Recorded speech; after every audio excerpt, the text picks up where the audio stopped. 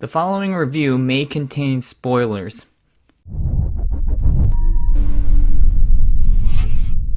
Yes, God, Yes is a new film from first-time director Karen Maine. Some good points. Wolfgang Novogratz plays a hunky guy character and is a standout. I feel like his more over-the-top comedic performance hit the right notes, and the director should have encouraged everyone else in the film to perform in a similar tone. There were some funny parts, like the running gag about no one knowing what tossing a salad is, and I did laugh at several other occasions during the film. The film doesn't know what kind of film it wants to be.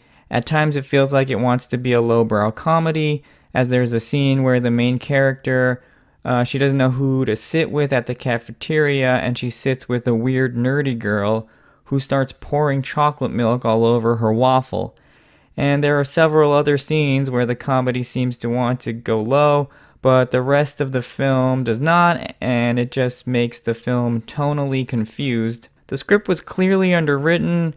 Not a lot of the gags really pay off. They're just not that funny. And again, it doesn't seem like the filmmakers are sure what kind of movie they want to make. I think if they picked a tone, it would have solved a lot of the writing problems. For example, there's a scene where a girl tearfully explains how her family doesn't even seem to notice her. If the tone was focused on lowbrow comedy, they could have gone really absurd here, as the character laments about relatively minor things and describe them as they were enormous tragedies, and then neatly wraps it up about how Jesus saved her. And then the previously mentioned weird nerdy girl character could have appeared throughout the film, and they could have really used this character to comedic effect, but she only appears once, which was strange. There are two particular scenes that go with the film thematically, but are just completely unrealistic.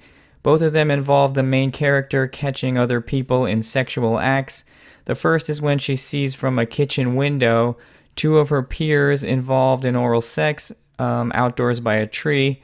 I just found it hard to believe that two teenagers would do that right next to the window of a building. I'm sure they would have tried to be more discreet about it, as it is a Catholic school retreat.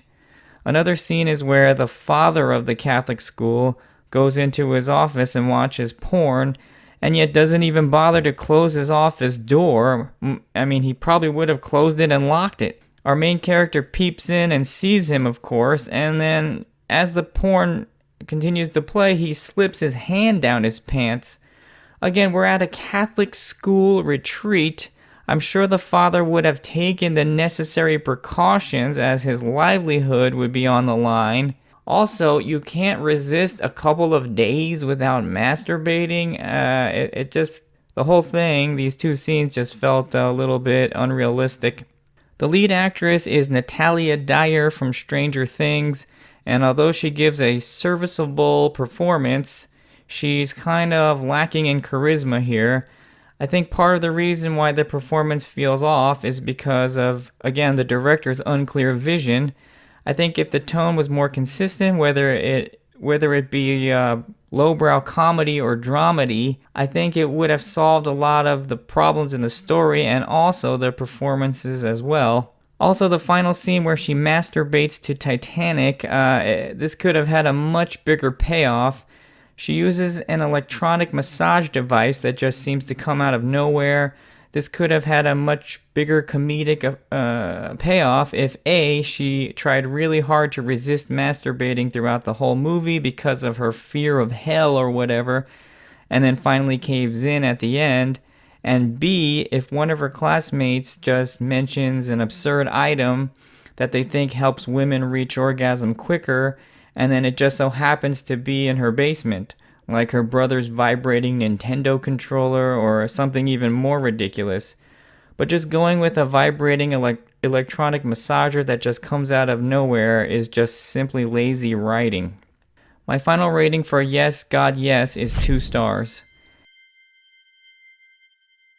As of the making of this video, the Rotten Tomatoes percentage for Yes, God, Yes is 91%. The critics are just being way too generous here, as this script is clearly underwritten.